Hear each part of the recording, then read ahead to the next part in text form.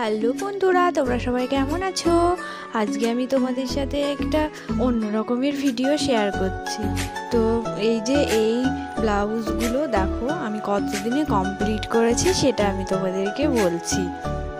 তো কি হয়েছে বলো তো, এই যে ষষ্ঠী আসছে তো সামনে, তো আমাকে দুদিন আগে থেকেই এই কাজগুলো এগিয়ে রাখতে হবে, নাহলে পার্লারে আবার ধরো সবসময়ই কাস্টমার আসতেই থাকছে এখন ষষ্ঠী বলে।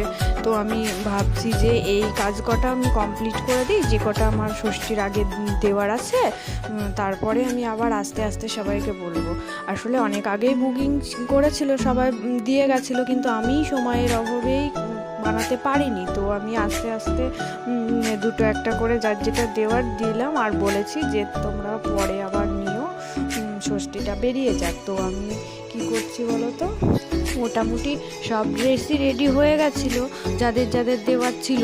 তো হিসাব করে দেখলাম যে আমার আর এতগুলো ড্রেস এখন আমাকে রেডি করতে হবে। তো আমি একটু রাত জেগে হলেও আমি এইগুলো বানালাম। তো আমি এই ড্রেস কটা আমি 3 দিনের মধ্যে কাটিং থেকে সেলাই থেকে সব কিছু আমি নিজের হাতেই করেছি। আর অন্য একজন আমার হেল্পার আছে, তো তাকে আমি কিছু দিয়ে এসেছিলাম, বাট এই কটা আমি সব নিজে হাতেই এই ড্রেস কটা করে নিয়েছি। তো কি হয় বলো তো, কাস্টমার সব সময় আমার কাছে লক্ষ্মী।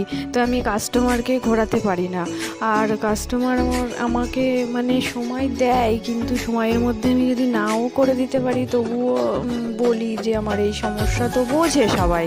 তো আমি ওদেরকে বলে এই সময়টুকু চেয়ে নিয়েছিলাম। তো আমি রাত্রে হলেও একটু সময় করে ড্রেস কটা রেডি করে দিলাম, কারণ সবাই ষষ্ঠীতে নেবে, হয়তো পরবে।